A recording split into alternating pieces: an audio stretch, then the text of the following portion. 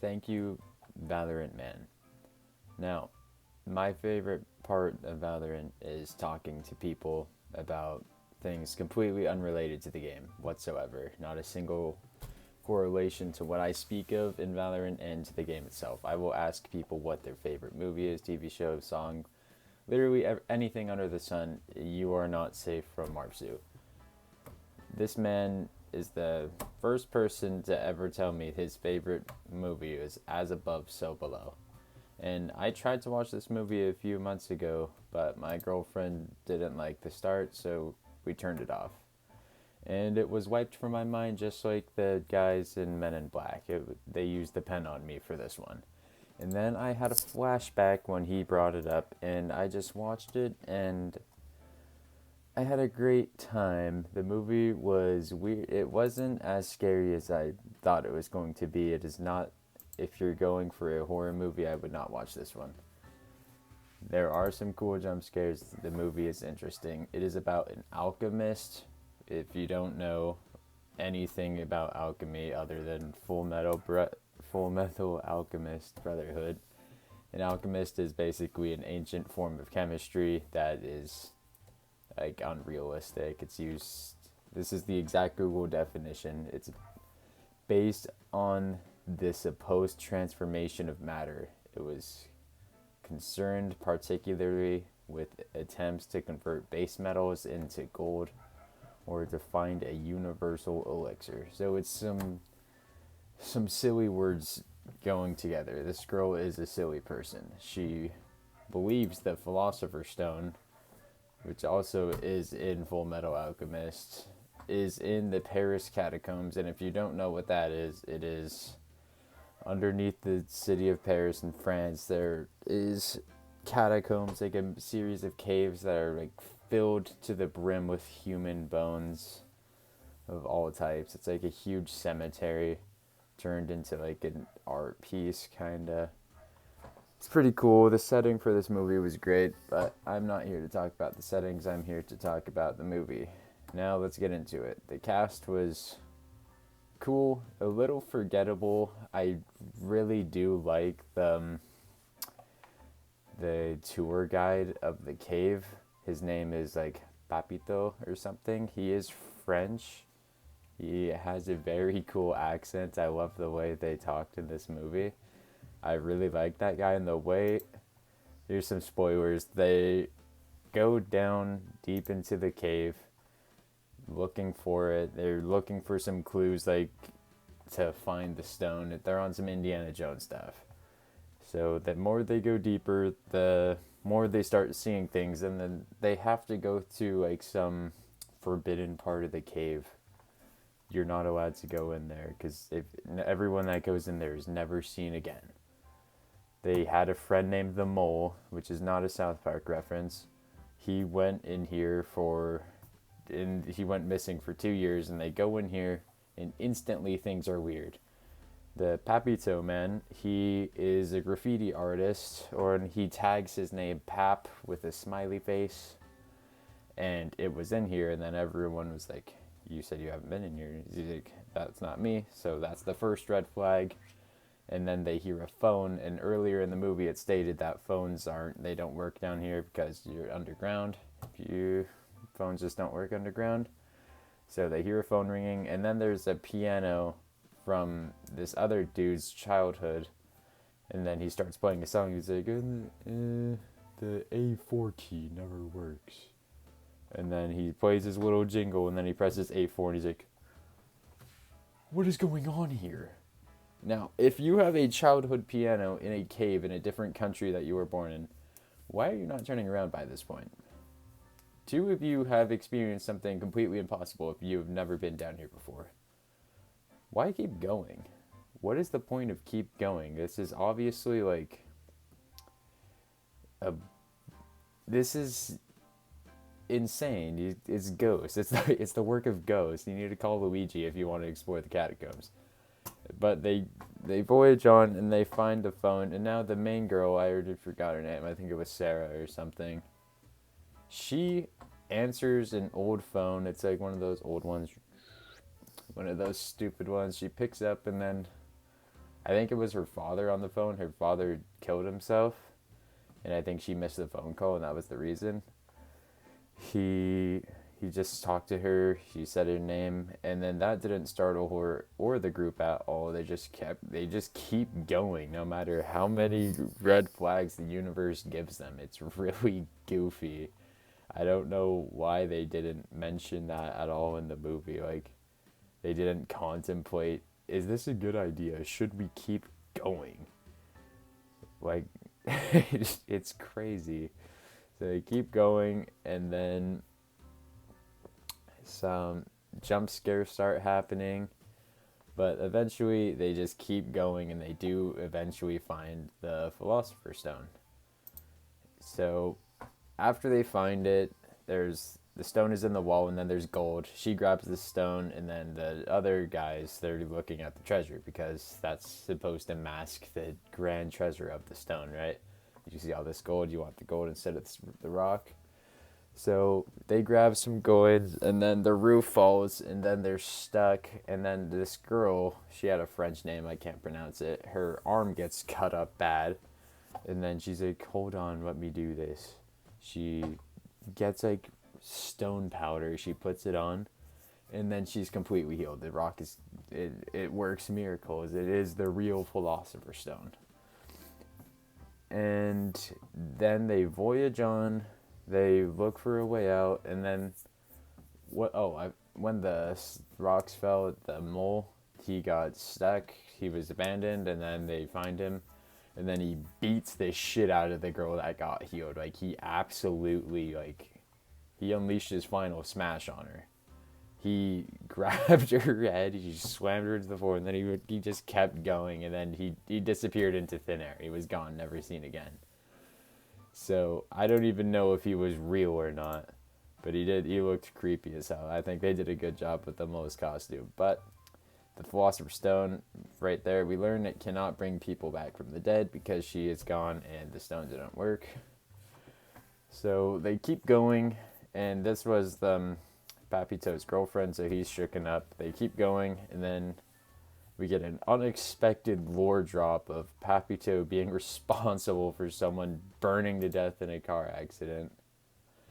So then we see a burning car at like 2,000 meters or something below the surface.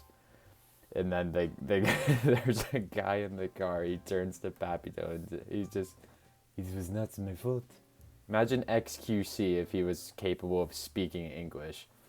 This is that character. And then he gets sucked into the burning car, and then the car turns into nothing. It's gone. It's literally gone. It was like the scene of Peter Griffin trying to kiss himself. He just turns into nothing. Or, no, that's not true. He has two. The car and everything disappears, and his legs stick out of the ground like this. Literally just, these are his legs. And then they pull on him, and then they realize he's done. So they keep going. They have to go down again.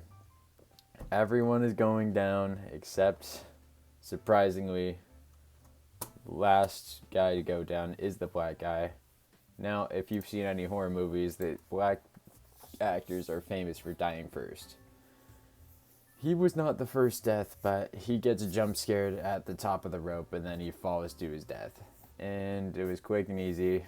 And the girl cries for like 20 seconds, and then they keep going. And then what else even happened?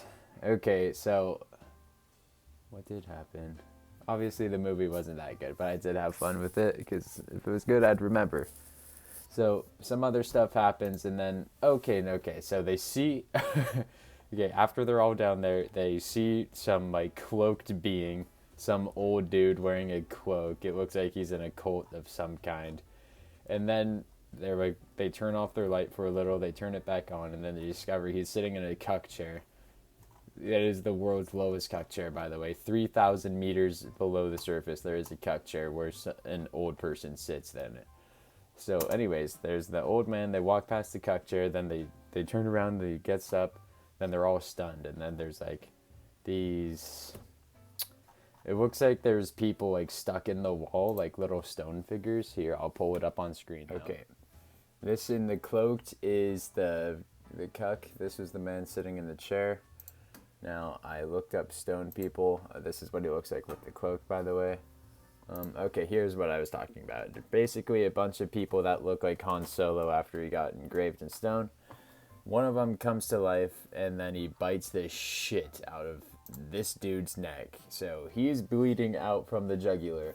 And then the girl tries to use the stone, and he's like, it doesn't work. And then he somehow musters the energy to say, like, I think he said vigor. So the girl with her alchemist brain, her superior intellect, she realizes this. These were his legs, by the way. She speed runs all the way back up 2,000 meters by herself, which took them an hour, and she accomplished this in, I want to say, 7 minutes. She goes back all the way to the start of the movie, puts the stone back because I don't know. They said, like, I don't know what they said. They said some dumb shit. She puts the stone back, and then she gains the power of the Philosopher's Stone. So she goes all the way up, goes all the way back down. She touches his neck and kisses him like a Disney movie. The dude comes back. Oh, yeah, this is what I needed. This is the Stone Man. Okay, so the dude comes back. Then they just keep going down. There's not really anything more scary for the rest of the film. Okay, and then this is like close to the end of the movie. They find a hole. Here, I'm gonna change the camera back. They find a hole about the size of a hula hoop, and the girl says we have to jump down. It's the only way out. They don't have a rope. We'll say they drop a piece of paper lit on fire. Which, if you're in a cave, obviously there's oxygen issues. That was not addressed a single time throughout the movie, so I don't know if the catacombs have, like, ventilation or, like, unlimited oxygen or something, but that's not in the movie at all. Anyways, so they light the fire, they drop it, and he's like, damn, that's really far. Like, too far for any human to live. Especially, okay, so they all wink hands, and then they confess their deep, like, sin or secret. So the guy who had his thing cut open, he says he got lost and his brother drowned in a cave because he got lost looking for help. The other dude says he has a son and he just denies it even though he knows it's his, that sucks for the kid because everyone knows it's his son, but he doesn't like him.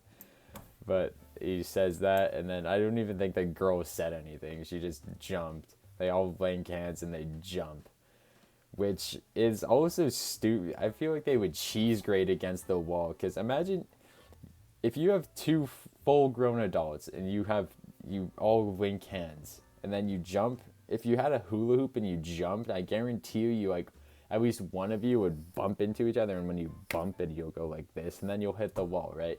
You hit the wall, and you'll cheese grate down it, so your arm, your back, your whatever is on the wall, you would be completely shredded. But it is a movie. They're not going to show that. So they all fall to the very bottom of the hole, and they are completely fine. They're just on the ground, and they do like a little Peter Griffin. Oh, they do that for like not even a minute. They're troopers. They get up, and then they just keep going, and then they find a pothole, or a manhole, I meant to say.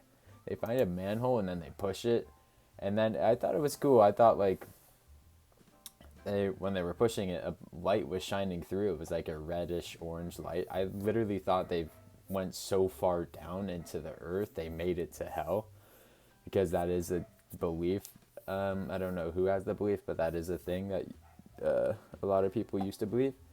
So they open up the pothole, and then I think it's hell, but then they throw the stuff out. The guy puts the camera down, and it's upside down. This was a great shot in the movie. I really like this scene. But it's just the street upside down because the camera's upside down. It's just a street view of the pothole in Paris. And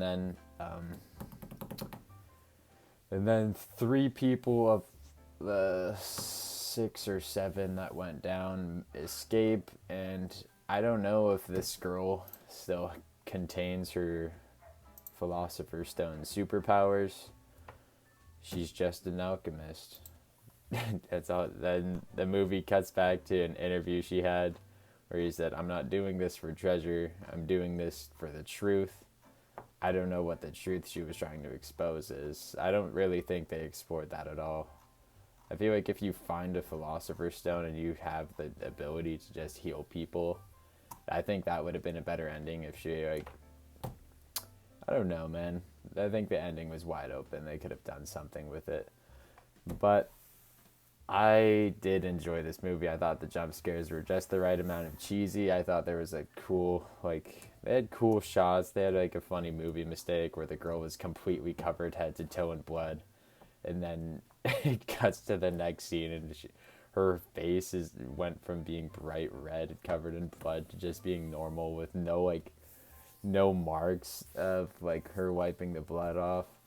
And then she sees her dead dad hanging, who in the scene before jump scared her, and then she sees him again. Like, he just tried to kill you, and then you go and give him a hug. Like, why would you do that? But then after, like, some of the worst CG, just, like, he literally fades into thin air. It was worse CG than the dude who does the peace sign, and then he disappears. It was bad.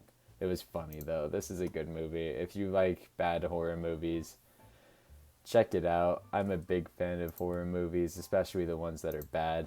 This one is definitely going up there. This is very enjoyable, had very cool shots, pretty cool cast of characters, even though I can't remember a lot of their names. It was just a cool movie with a cool setting and a bunch of cool shots.